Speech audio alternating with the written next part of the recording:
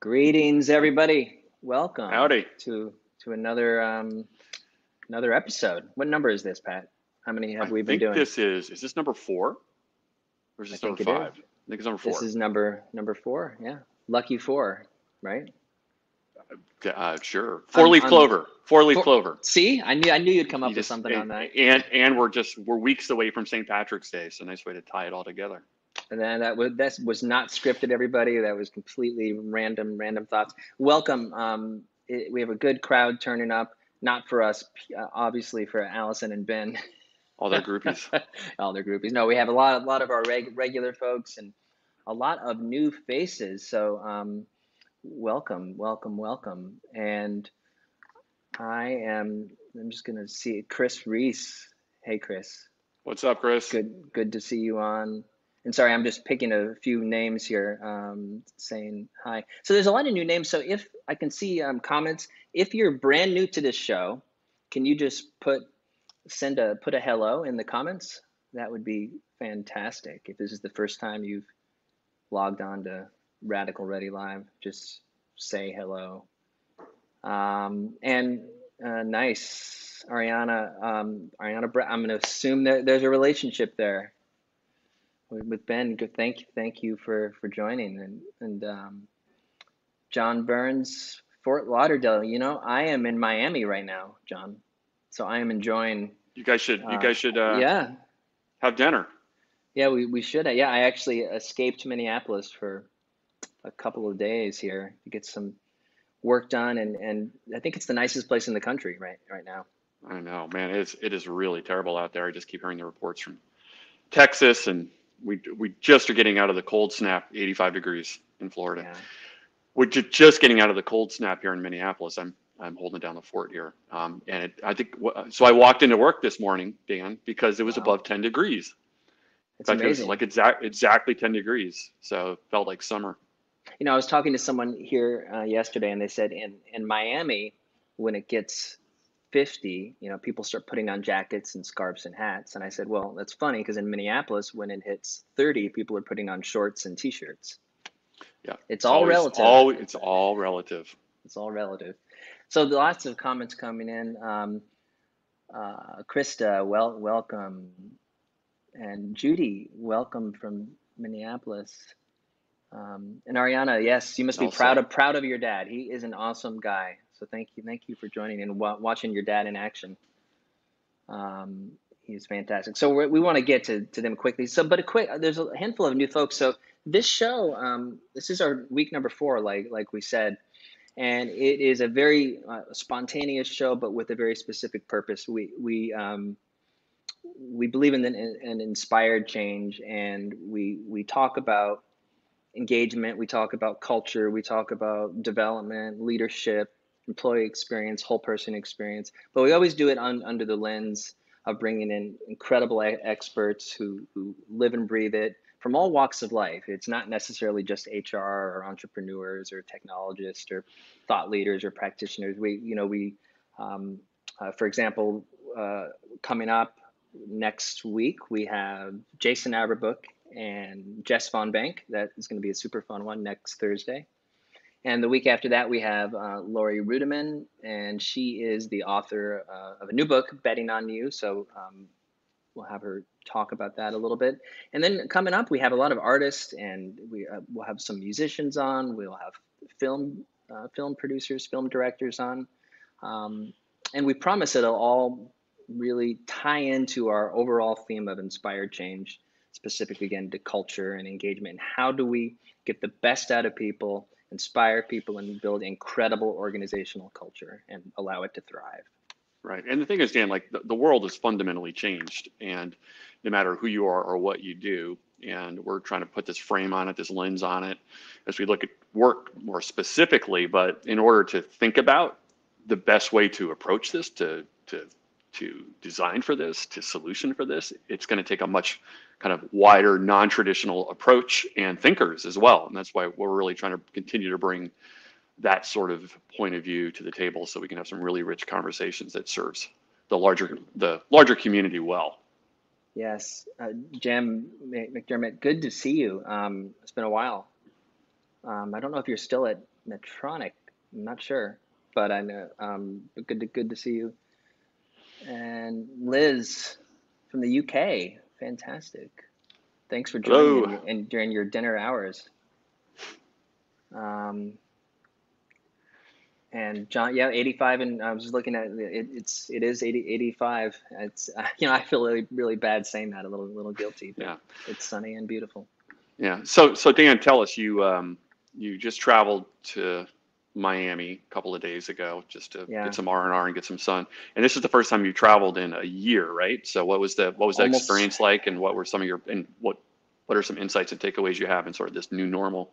Yeah, my last flight was end of February, flying back from London of last year. So it's almost exactly a year.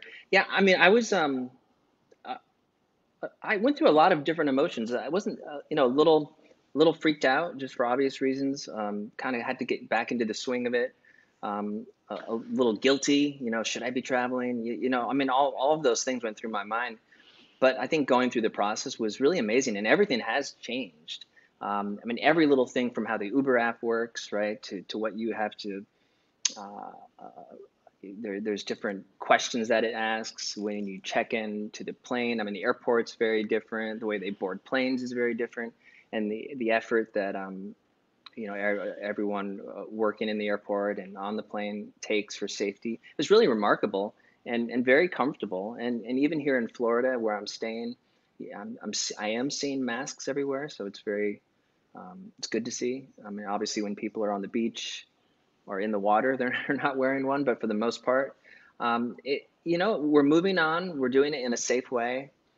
Um, Certainly, airlines and hotels have had to completely reinvent policy. So it's amazing what they've had to do in 10 months, 11 months, to keep, their mission of, Delta's mission of getting people from one point A to point B safely, and hotel missions of just giving people an incredible experience, how they've had to completely alter that and put a lot of energy into fixing that. So I'm really, I'm happy to be in the warmth, and I'm happy I got to experience kind of the quote unquote the evolving normal, as I call it. Yeah. I don't Yeah. think we're ever going to hit a new normal. So yeah. So I want to just Pat, just get your thoughts. We're going to bring on Alison Smith and Ben Bratt, two great friends, high energy people, and just brilliant minds. The conversation today, we're going to talk about three things under the larger context of kind of the 2021 version of engagement, employee experience, and culture. And we're going to, we want to help you organize the abstract, and we're going to talk about that in a little bit. We want to challenge the standards and challenge the status quo, and we want to humanize the conversation. Um, so, Pat, I'm going to turn it to you. I mean, what are you expecting from today's um, tennis doubles of extraordinary It's gonna be Wimbledon. finals? It's going to be Wimbledon or U.S. It's Open gonna or yeah, it's whatever gonna be you great. like. I'm really excited. I mean, all the conversations we have, it's fantastic, have been fantastic. I'm really excited about this one. Yeah, Allison and Ben are just my favorite kinds of thinkers. They are unconventional. They really do live in the future in terms of thinking about these things. I think everyone is going to walk away with some learnings from this. And they have just an enormous amount of experience and wisdom. Just by way of a little background. So Ben, we first met Ben, Dan, what, about 7 years ago, something like Probably that. probably He 7 years ago. was running HR at T-Mobile at the time, and we were selected. Our last company, Modern Survey, was selected as the vendor to help them reimagine how to listen to the experience of their employees. So we, brought to the forefront a continuous listening solution, which basically meant kind of ongoing surveying across the population all the time, and then integrated that with a bunch of other employee talent lifecycle analytics. And we were just years ahead of the industry, and Ben really championed that, and it was just a really great experience for us as a vendor moving into that space, and him as a HR leader. It was really great, kind of marriage and doing the unconventional and moving forward. And then Allison, we've known for over 10 years. Allison was at Caribou Coffee for many years, in charge of culture there, leadership development, a bunch of other things, and just, again, really shaped a phenomenal culture of that company. And she's gone on over the last few years to do a number of different really exciting things. So I always love conversations with each of these folks, and together even better. So it really is going to be a match of doubles here. We should just jump into it. Yeah, absolutely. So, I was going to read a little intro, but I think I'm just going to let Alison and Ben give their own intros so we can get their smiling faces on. And so many people are logging in here. Elsa, welcome again. I know you've been with us every week. Amy, welcome. Love to see all these new faces. So anyway, without further ado, Ben and Alison, I'm going to invite you right now. I'm getting so good at Crowdcast. I'm so proud of myself. Alison, you are invited, and Ben, you are invited. You guys should be coming onto screen shortly here. Great. While we wait for them, look who we have. Ben. Ben, he's ready. He's ready for some tennis. He's Andre Agassi here. That's me. I gotta. Well, you could be Andre too, I guess. We both can pull that off. He might be like a McEnroe, I think. The tennis racket is going to get thrown across the room here in a minute. Yeah. Well, I think the energy more tracks with like Steffi Graf, maybe. Just yeah, that works too. Precision. Yeah. And I knocked off Alison. I didn't want her on this. This is all about the three of us. So she, according to Crowdcast, she is accepting and connecting. So we're going to assume she's in some transition right now. Let's wear hats then. It's time for hats. There it is. Yeah. That is so Ben's introvert Fez hat. So what is the history and story of that hat, Ben? Everything connects back to teams for me, Pat. And the team of directors I had at T-Mobile, we were very, very close. And we decided to get together every holiday season here at our house for a holiday party where we give very, very fun gifts. And this one year, the gift was a package for introverts, which included the hat, but then also little books like Don't Look at Me, Private Thoughts, People to Avoid, and the whole introvert package worked for me. So it was the gift I ended up with, and a team I dearly love. In fact, at least one, I think, who will be joining us today, Terry Connell, who you remember also from yes. Amazing. All right, yeah, so I am working. She was kind of stuck, so I'm removed, and I'm gonna kind of bring her on again. I don't see her on. I wonder if she had an internet connection. Well, we'll wait for Alison to join us. So sorry, my focus will be looking on here a little bit too. But so and I don't see Terry yet. But Ben, I want to pick up on one thing while we're waiting for Alison. We're going to talk about challenging the status quo and challenging the norm, and I know you and Pat and I have continued to evolve in our thinking. But even 7 years ago, when we worked together, I mean, we were about 5 to 7 years ahead of, from my perspective, of what the comfort zone was for how we survey, looking across the life cycle. And as being a startup and Modern Survey was in heavy growth mode there, working with you and working with T-Mobile was, working with early adopters, trendsetters for us was such a delight. And your vision of data more often, but very specific, short, timely, intentional, really made an impact. So, tell us just a little bit about your experience with that and kind of where your thinking is today. Yep, and it does look like Alison's there, Dan. So let's see if we can bring her back in. Okay. Ben, please jump in. Yeah, and I just want to say I feel odd proceeding without her, and yet we can. I will, though, gladly take half of her fee for this well-paid gig. So, one of the things that struck us back then when we were talking with you all at Modern Survey was not only how the technology could do in the organization and for people what we wanted it to do, but more than anything, at first, the relationship between us, between your side and our side, and people on this call who participated in that process 7 years ago, remember that relationship. And it's the relationships that stick with you, even though they change, even though we go to different places and we become different people. It's the relationships that stick. And I think we were united in this sense that a word like transformation. Hey, there she is. I'll pause. Keep going. It's just so good to have you here. Oh. And I'm having my first gin and tonic of the day. She's on UK time, even though she's in Minneapolis. You think this is coffee? But you know, the word transfer. I think that what aligned us and still aligns us today is that the word like transformation or a word like radical is thrown around inside organizations, but in the end, it's a word that's earned.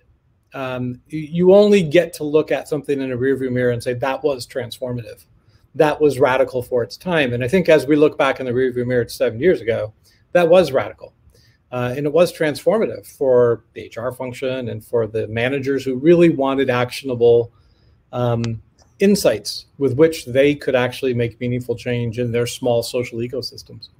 And I think that's why we're here again today. And while we'll look back in 7 years and say, we earned the title of transformation or radical, or we didn't. It always makes me giggle when people look for transformational change and then they ask for the best practices. Yeah. Yes, exactly. As if the future was written already.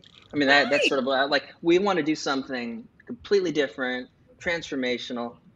So where are some case studies about what's worked? Yeah. De-risk that for us. Yeah. Yeah. And one of the things we talked about T-Mobile, and then I'll shut up, is we had consultants come in and try to sell us best practices. And we just said, nope, we're looking for next practices. And you could always tell by the look in their eye if they knew or they could intuit what next practices would be. Because they had reams of PowerPoints with best practices. Yeah. And that's designing with Alison raised the exact point. Are you designing with an eye to the things you can't quite yet see? Or are you designing to what GE was doing 5 years ago? Right. Yeah. And you know what, we had a massive advantage at Caribou because we had no money. So it's incredible what you can do when you have no money but lots of passion to make things better and lots of really clever people. So yeah, we were radical because we couldn't afford the consultants. Yeah, well, you guys created an incredible culture, Alison, and you know, I know the work you did at Caribou it's legendary. So tell us a little bit, Alison. Tell us a little bit about what you're doing now. I know you're cooking a lot. Baking, actually, I'm more sorry, big difference. Sorry. Big difference. Big difference. Yeah. So actually, what I'm doing is to help people thrive and flourish. So yes, it's partly working with organizations, working with a lot of individuals, but really helping people to get the marrow out of life. So you know, be that in their personal lives or in their organizational lives. And how can we create organizations that don't mess that up? So that's what I'm curious about. That's what I'm helping people. I've never heard that expression, and usually Ben comes up with these beautiful statements, but getting the marrow out of life. That's good. That's going to resonate with me. So we have a scoreboard now for our tennis doubles, right? So I think that 7 points just went to the. Yeah. 7 points? Is that? Oh yeah, that's not. This is how long it's been since. What is the first score in tennis? 10? I can't even remember. I can't even remember. 7 points is a touchdown in football. Okay, fair enough. Actually, 6 points. 15. You get the extra. 15. Thanks, Chris. You can tell Pat and I are not like huge sport fans, so we're having a hard time here. We just have our own way of doing it. All right. Well, look. So the first thing I just to kind of I'm going to put a question out there. So we talked about really breaking this conversation into organizing, challenging, and humanizing. So the first topic is organizing the abstract, and what do I mean by that? And then I'd love to just get into some tennis or football debate. So you mean real football or that thing that you play, in America? Yes, UK style football. UK style. Well, then I have no idea how that even works. I've spent a lot of time in the UK and I watch it and it's entertaining. But is it 1 point, 2 points per goal? I don't know. So this really comes down to this concept of of the fact that we too often, and kind of Alison picked up on it and Ben picked on it already, is best practices, and we fall back on language and words that have sort of served us well in the past, but really don't hold that much meaning anymore. So we kind of have this watered down, quote, really meaningless language, right? And I think, and I think we all think this, and I want to talk about this. I think to make real change, we need to move forward with real language. And what do I mean by that? Language that isn't picking up on buzzwords or industry words, like culture or like engagement, that really don't mean anything. And when someone says, well, we want to create a better culture, I have to challenge, well, what does that mean? What does better culture mean for you? And we want our employees more engaged. Well, what does a more engaged employee look like and feel like for you? And so it's by doing this, it's picking up more on the emotional side, the human side, and really moving from the abstract to the familiar.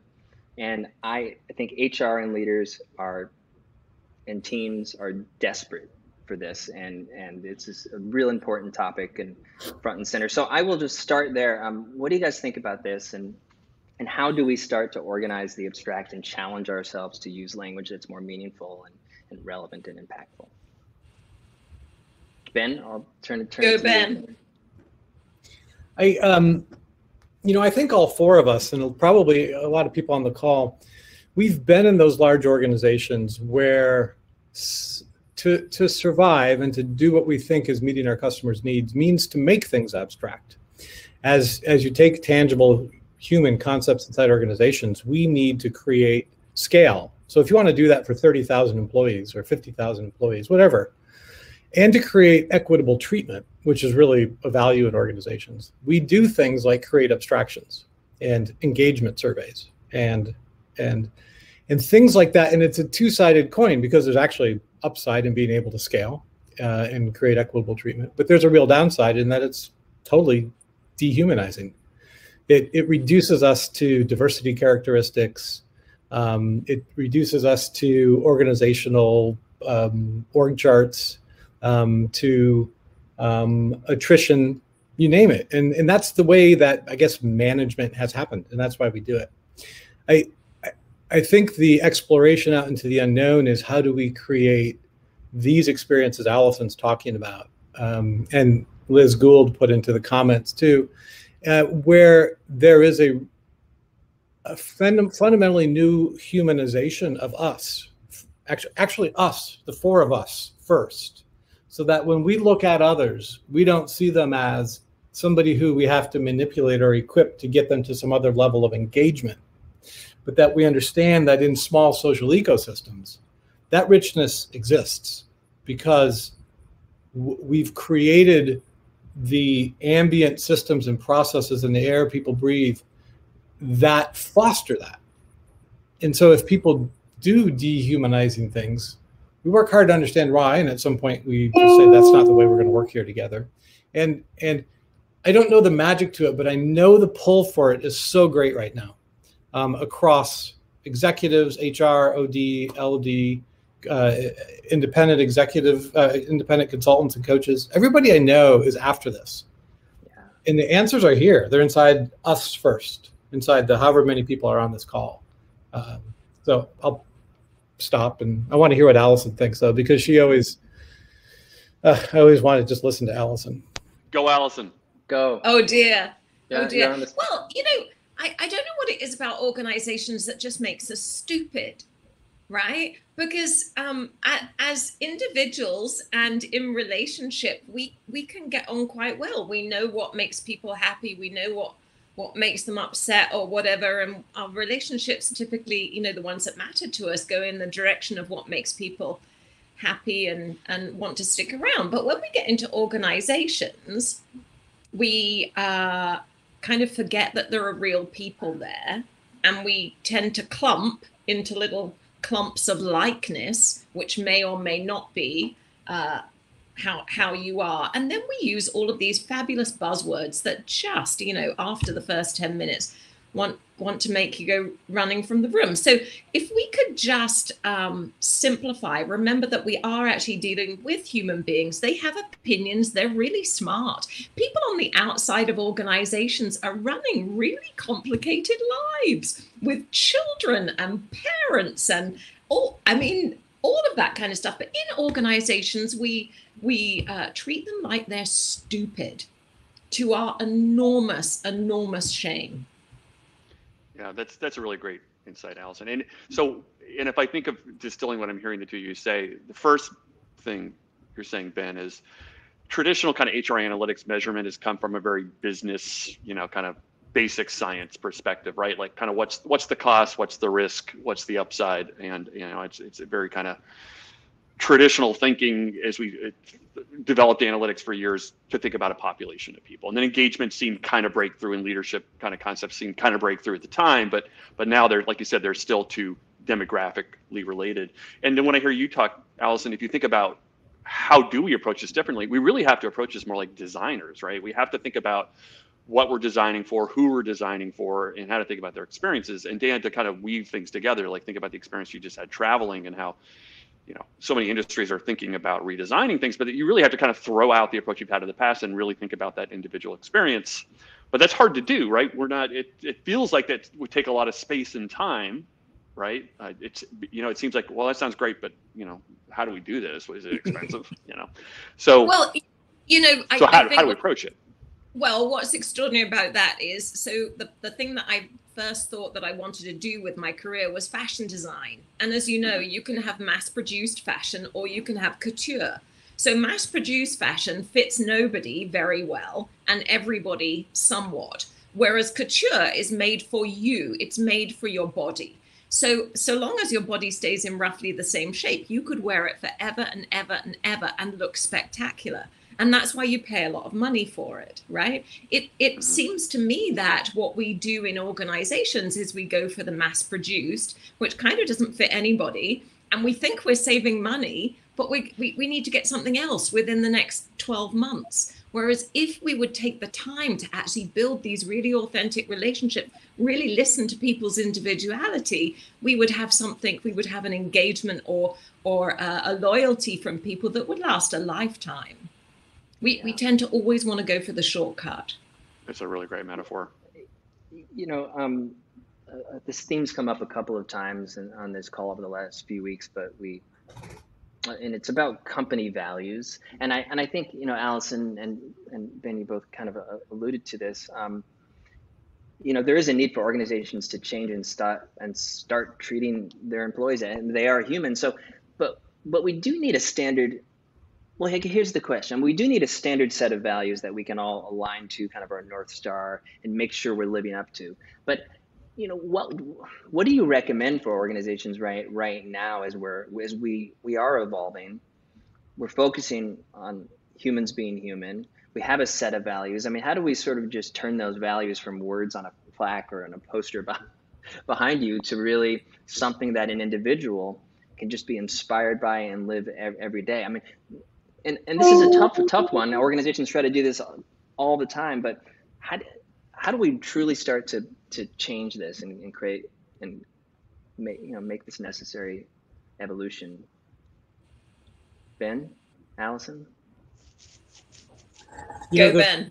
Well, I'll take two runs at it. The number one impact in organizations of having values on the wall behind you is that it helps everybody become really cynical really quickly, because everybody can see the espoused values versus the extant values.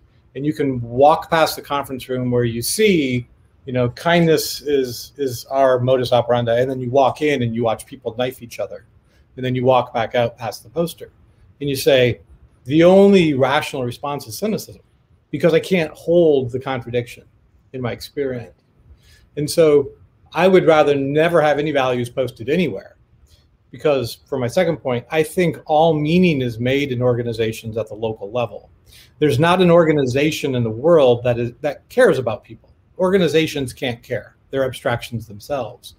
Caring is expressed at the local level. And for me, that might be what I would call a team, but it might also be a informal network, or it might be the people you eat lunch with, or it might be people who you sit out and have a cigarette with, because we welcome the whole human and it doesn't really matter what your consumption habits are. Or it might be a diversity group, and it might be an affinity group, and it might be anything, but that's made and constructed at the local level. So I think for me, those values emerge from the small social ecosystem. The stories we tell ourselves in small groups in how we adapt to complex changing circumstances. That's where values are created and lived out. Yeah. So then if I break that down, and then Alison, I want you to jump in too. So there's, you think of that sort of team level, that like the most local level. And then we think, I guess, that the smallest would be the individual level, and then the organization.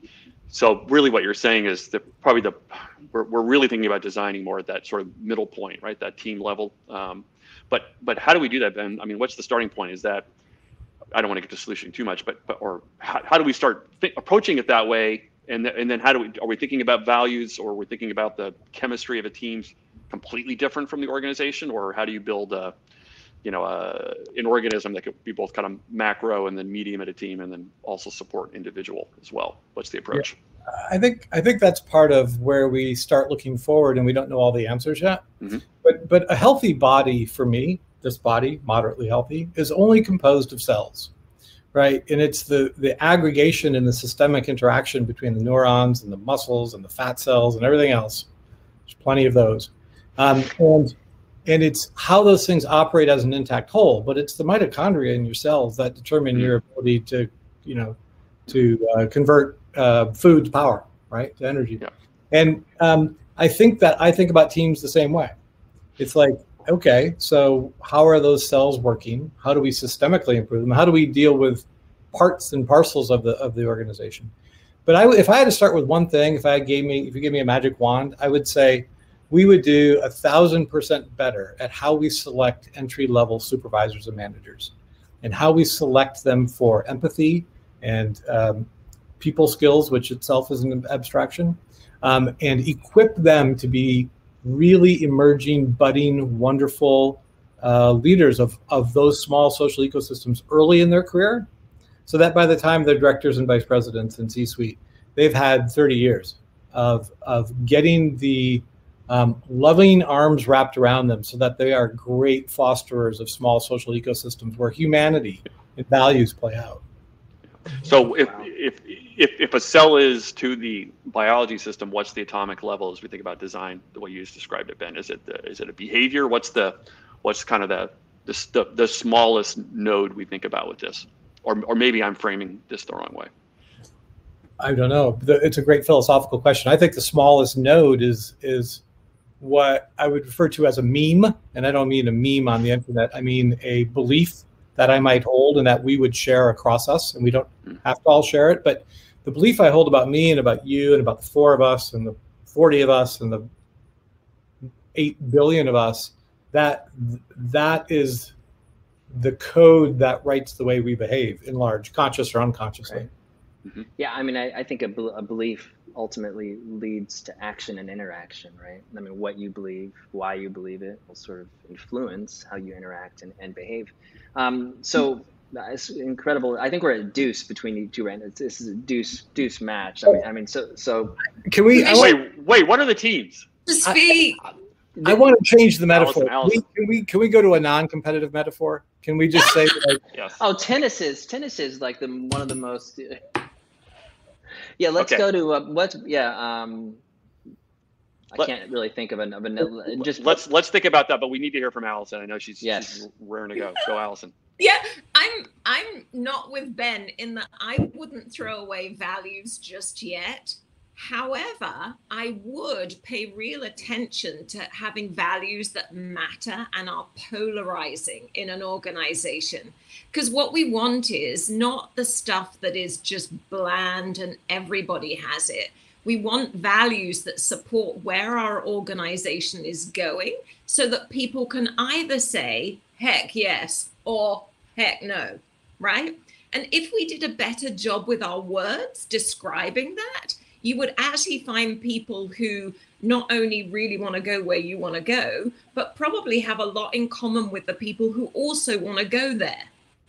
So all of that stuff about, you know, building relationships in organizations and having healthy relationships, you know, people like to flock with people like them who have the same kind of interests and passions. And if we as leaders did a better job of explaining that and where our organization's going, what we're here to do, how we're going to change the world, we'll give more people the opportunity to opt in. Right now, you don't know what you're opting into because all the values are all the same, and you don't know, you know, you can't tell one from the other, but they should be polarizing. That's all. So I love that, and which is a beautiful segue and transition into challenging the standards, right, and challenging the status quo, and which is this really the second thematic topic here. And I'm going to leave this one open. I want to just open it up to all of you. We know everything's changed, work's changed, the world's changed, and I want to be careful when I say changed. It's changing. It continues to change. So how do we start to challenge what is without, you know, being a big pain in the ass? I mean, at work, like how do we actually make real change, but do it for the right reasons? And what are some examples of what we can do to challenge the status quo? Yeah, or to add to that a little bit more, what's like the first kind of quote unquote radical things, you know, we should be thinking about? And go, Ben. No, you go first. Oh, so firstly, I think just the radical act of telling the truth and asking questions, or radical acts, would be great. So if we know something, then say it. And if we don't know something, say we don't know it. I think that would be revolutionary as far as organizations are concerned. But also we can get smarter about our organizations, our employees, or whatever, if we just stop ending our sentences with full stops. That's a British reference. And instead end them with question marks, right? Because finding out how things actually are, then makes us better at being able to do things which would take us from where we are to where we want to be. If we keep making assumptions about knowing how the organization is, what the people want, blah, blah, blah, blah, blah, we make ourselves stupid. I'm getting back to my stupid thing again. So telling the truth and asking questions, I think, would be quite radical. Yeah, and Alison, I mean, for that to work in organizations well, is leaders and managers and team members need to be okay being challenged, right? Because if you're my manager, Alison, and you say, so what we're going to do, and I say, well, it sounds okay, but why don't we consider it this? I need to feel comfortable. I need to feel like I'm in a safe place where I can actually ask you a question that might contradict what in your mind you've already decided to be true. So and that's a tough one, right? So how do we create a team or those dynamics where we create? Well, I mean, I think your point really presupposes that the job of a manager is to have answers and to tell people the way to do things. And I don't see that's the job of a manager. I think the job of a manager is to get a group of people towards an outcome which is worth pursuing. And the thing is, if they're doing the job, if you've employed experts, smart, clever, people who are running these big lives on the outside, they probably know more about it than you do. So why would you have all those people around and then not ask them or harvest all of their fabulous wisdom? Yes, the quality of managers. That's absolutely right. Ben, what are your thoughts? How do we challenge the status quo? I was going to say, Ben, and how do you feel about the annual employee engagement survey? Start there and then move on. Really? Yeah, he actually had a. Well, let me start in a different place, and then I hopefully we want to. And get to I think that in organizations we live under the tyranny of mental models that we are given and we accept, and those mental models include things like competency models or capability maturity models, or that good leadership here looks like these 47 knowledge skills. And that, boy, wouldn't it be wonderful if we were moving all of our leaders up these capability maturity models to have just these sets of and it's so antithetical to the richness of the diversity in our lives, and actually it hamstrings us from adapting to complex, changing circumstances. And if I could, I would throw them all away, because it would make us, one, all very uncomfortable, and two, we would find really quick ways of adapting to new ways of having these conversations absent them, and we would rebuild them in a way kind of like what Alison was talking about with values, like with new language and new thoughts. And not say, well, people in wheelchairs or people with disabilities, we really have to make a ramp for the building. It's like, how minimizing is that? It's like, why can't we start fresh and say, there's 12 different ways to be a phenomenal leader, to be a manager, to be an employee. And it doesn't mean you have to be like Steve Jobs or Warren Buffett or Eleanor Roosevelt or anybody.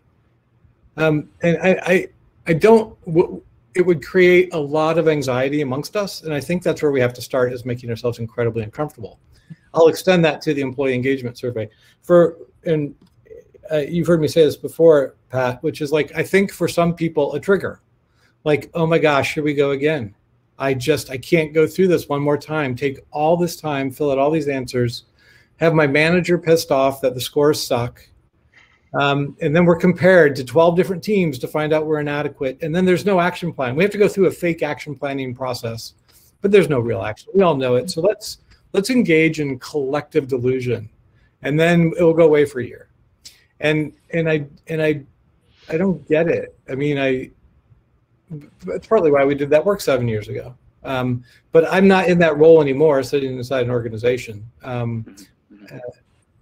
But I think it's profoundly moving ourselves into a liminal moment, a space of in-betweenness, where what we were so sure worked for the last 5 years or 20 years, we're not so sure that works anymore. But we haven't moved through the threshold into the new room, into the new house, where we know exactly how that all works either. Getting that uncomfortableness is key to how I think we need to start a transition. And it's not that engagement isn't what we want, because the psychological connection between a person and where they work is obviously really what we want. But measuring it that way, I'm with Ben. Alison, you bring up an interesting thing. I mean, the word of engagement and why it exists and why we measure it is important. It's just that, to Ben's point, it's become a trigger, right? This engagement survey, that is a transactional decision that's needed to happen. And then there's this comparison. And I want to be fair here. Some organizations are doing things differently and taking engagement to new levels. But for the most part, it's still a transactional survey. And Dan, where there's a comparison process. Yep, and Dan, it also was, like, to the earlier point you made, it suffered from it sort of died on the vine as a category, because it started out as a psychological construct, and then it became all the things that engage employees at an organization. I mean, every single vendor talked about employee engagement for the wrong reason. Right. So it just lost its purpose. It lost its essence of bringing value to organizations, I think. Yeah. So a question before we move on to the final topic, and it's a big one, and I know there's no perfect answer, and I'm asked this a lot, our clients ask us this a lot, so I'm going to ask this amazing panel here, everything we talk about, this change that's necessary, being uncomfortable, making sure we have leaders who inspire their team and not come with predefined answers. Who's responsible for this type of cultural evolution within organizations? I mean, how do we make this stick? How do we make it happen? And how do we make it stick? Where do we start? CEO? Is it HR? Is it the business? But who's ultimately, and again, there's not a single person responsible, but how do we start this work? Alison, fish where the fishes are.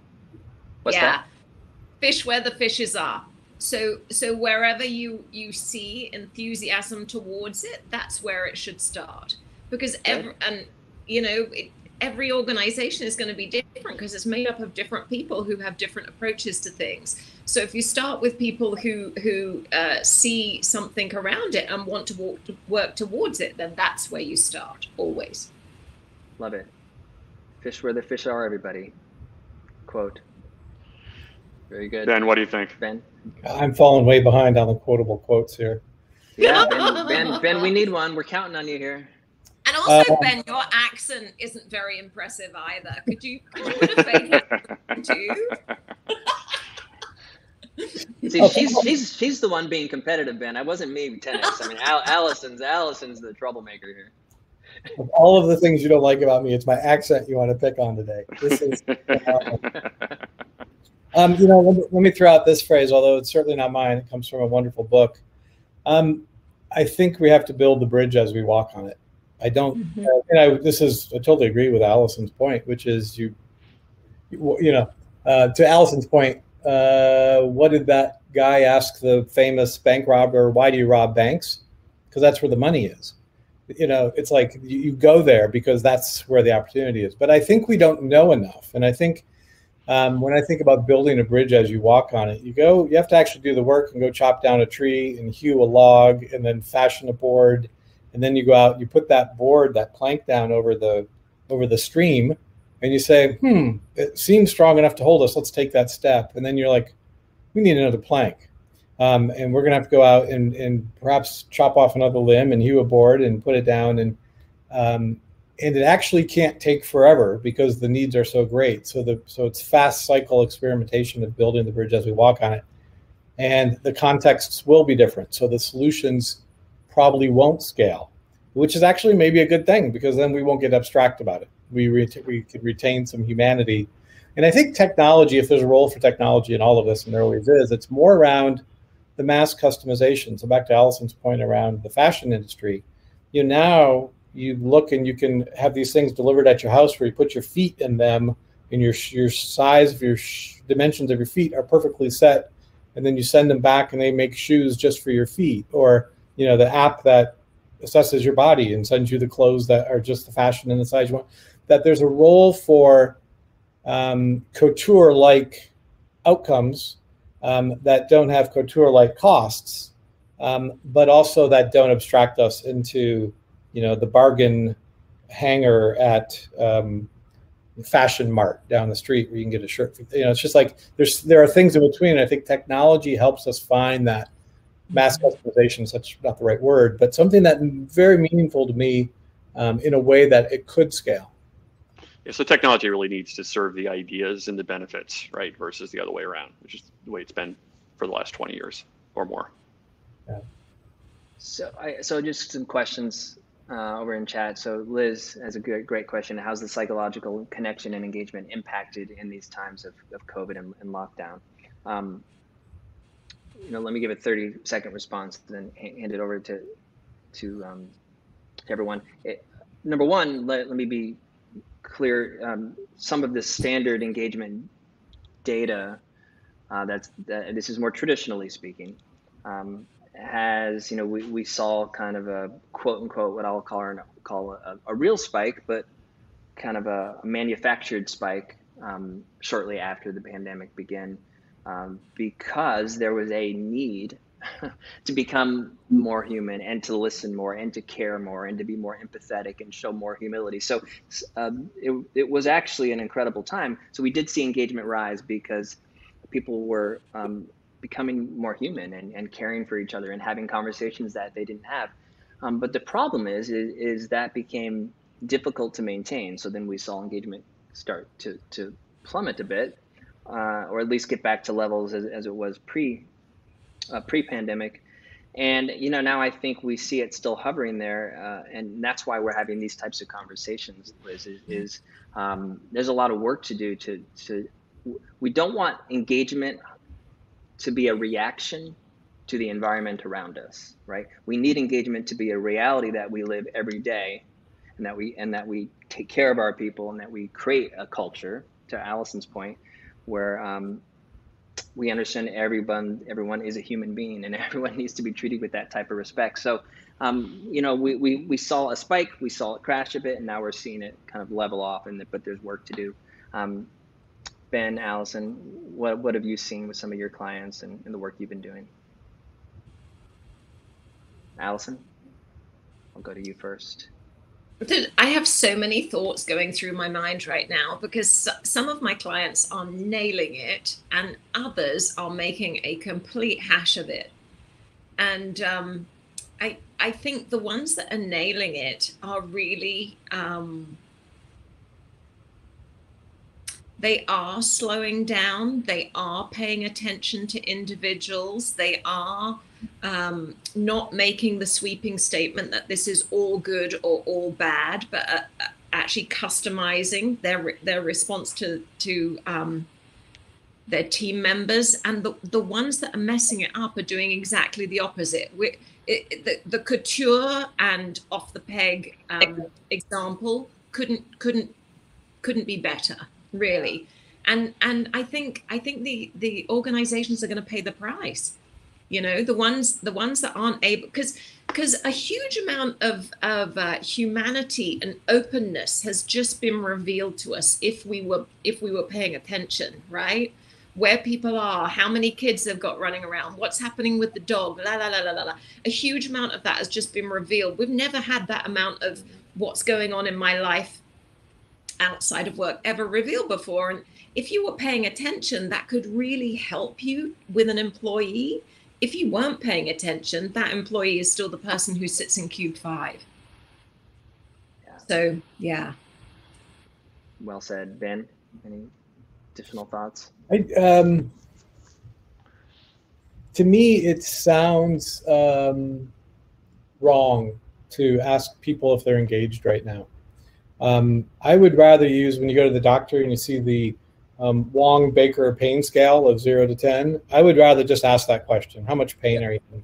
And then maybe a second one, how's your adaptation to these radically changing circumstances going? And is there anything I can do to equip you, to help you adapt so that you have a little less pain?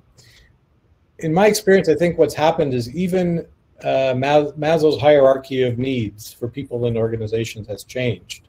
And so rather than a desk to sit at or a cafeteria to go to or more free food, the lowest level of Maslow's hierarchy of needs right now is your internet bandwidth in your home office.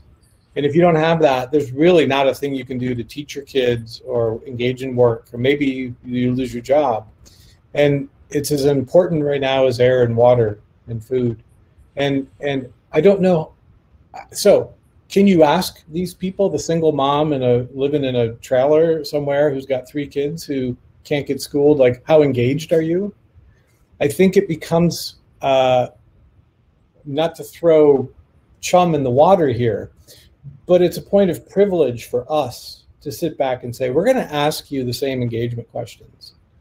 And I just wish we could just throw the word away and just connect with people on the things that are the most meaningful to them at this moment, the things that are making them cry every day. Mm-hmm. They can't answer an engagement survey when they're so low on Maslow's hierarchy. Yeah. You know, Pat and you and I talk about there's a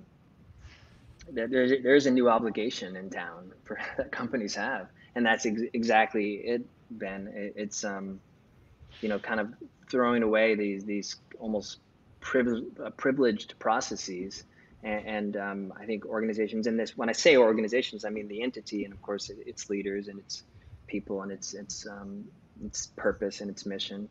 I think there's a lot of soul searching that organizations need to do right now. And like Alison, I love the way you framed it up. So much has been revealed to us about each other, about ourselves. You know, we always talk about that reflection, and really, you know, every year everyone wants to go through that. You know, what can I do better? Where you know, the performance, God forbid the performance review, right? Well, here's the here's the 3 things that I was great at. Here's the 2 things I'm going to focus on. You know, that sort of snapshot reflection, but this ongoing listening, hearing, feeling is that human emotion, and really just being in tune with people you work with, people you work for, your customers, your clients. Yeah. I think that's such an opportunity we have to pay more attention to that. Yeah, and the way Alison, the second part of what you said is so critical too. It's not just it was revealed to us, but the other part is if you cared to listen, right? And that's the difference between the leaders. And then to build on what you're saying, Dan, even more, like you said, leaders at organizations, we have to put, or they have to put their organizations in the context of a changing world, and they need to.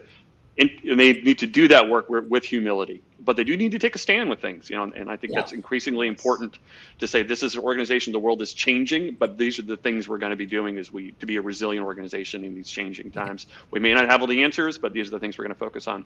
And then one, and then two, we really need to, like we keep saying, focus on the broader whole person experience and think about every individual, and redesign everything we do around that notion, and then think about how teams connect and kind of work our way up from there. And I think that feels like the approach. And I mean, I'm hearing, and this is not surprising, talking to the two of you, but we're so beyond engagement, as a construct. But we are. I mean, you put it absolutely right, man. We have to bring a lot of humility as creators and leaders in this space, because we do not have the answers. Things are really changing, but we do need to start at that place of questioning and questioning and wide open ears. Back to Alison's point. So we're coming. We have only a few minutes left. So with that, I think this is a perfect. If we could just end on this, for all of this to work successfully and to really see the change that we all believe in, and I'm sure everyone on this call believes in, it's really humanizing work more, right? And I know that's becoming a regular conversation, but what does that mean? And number one, and number two, what can those on the call, what are a few things that we can start to do to really start to turn it into daily life and not just a cool concept or a cool idea? Alison, I'm gonna start with you. Yeah, I think like I said at the beginning, we get stupid in organizations because we get complicated. And actually, we know so much about when people are engaged because the light comes on in their eyes, right? So to Ben's point, the people that you're talking to, do they have any light on, or is it all shut down? And then what can you as a leader do to help that come on? And in many cases, in some cases, I don't know, it may be that they're in the wrong place. So you have to help them to go find their light somewhere else. But just look for that light. So this isn't wrapped up in clever words or knowing what to say or whatever. It's just paying attention and seeing what I can do with my resources, that the organization can do with their resources in order to help the light come back on in your eyes. Love it. Ben? I would say I think I found the metaphor I want for this conversation, which is not a competitive tennis match, but I'm now thinking about the four of us standing in the kitchen. Timing, Ben. Pardon? Excellent timing. Yeah, so now we can start all over. I see the four of us standing around an island in a kitchen actually cooking a meal with each other. And we've brought different ingredients, and we're doing different preparations, and Dan's taking an Asian flair, and Alison's brought an Italian flair, and all that's cool. We're making a cake, and it's all good. And after this, we're going to sit down, and we're going to be able to look each other in the eye, and we'll feed each other with the goodness. And that's what the four of us kind of have done. And I don't want to be in competition with you all. I want to be in a way in which we're nurturing and sustaining each other. And if there's a way to start, I think it's every moment we're in with every small social ecosystem, we're finding the way to do that. That's lovely. Thank you. Well said. And and of course, Ben, it was never a competition. Yeah, I know. It was a match. It was a match for some cause, and the cause is greatness, and the cause is caring, and the cause is love. And I promised, and Pat, this, I promised, and every call I'm going to say the words love, and I'm going to say the words caring. So there we go. We need more of that in organizations. We need more of that across teams. We need more of that for each other, and that is, to me, how we start to humanize the workplace more. Mm-hmm. Think about what true love is in your real life, what true caring looks like and feels like, and start to apply that to the people you work with and your organization. And I think things will start to change. So I think I missed a few questions. I'm sorry about that. But Pat, any final words before we before we say goodbye? No, I knew this was going to be a great conversation, and it was beyond that amazing conversation. I just so appreciate the brains that you two have and the experiences you have, and just the rich backgrounds you have to approach this changing and literally civilization, the world that we're in, and look forward to keeping the conversation up. We should, Ben, how can folks learn more about you, find you, and then Alison, please follow right behind. So your short blurb here. Walk over to the house. I'll put on a pot of coffee. We'll sit and chat. Not that. Ben@teamelements.com. Thanks, Ben. Yeah. Hey, Ben, can you write your website just in the comments? Yeah. That would be great. Thanks. Alison? And Alison. Yeah. Alison at Really Useful People. I will put my website in the comments too. I'm all over social media. You might want to actually mute me at various times. Which is probably a good thing. Yeah. Well, thank you again for just bringing your whole person to the conversation, and your honesty and your openness and your humor. And for those of you who might not have picked up on this, Alison and Ben are friends as well. We didn't bring two random strangers together, so we're all friends here. This was a great conversation. Thank you for some of the great comments and for being a part of the conversation. It's 2:01, so we went a little long. Have a wonderful day, everyone. Happy Thursday, and stay radical. Yep, and we'll see you next week, 12 p.m. Central. See you next week. Take care. Thanks. Thanks, Love Alison. you all too. Thanks, Ben. Bye-bye. Bye. Bye-bye.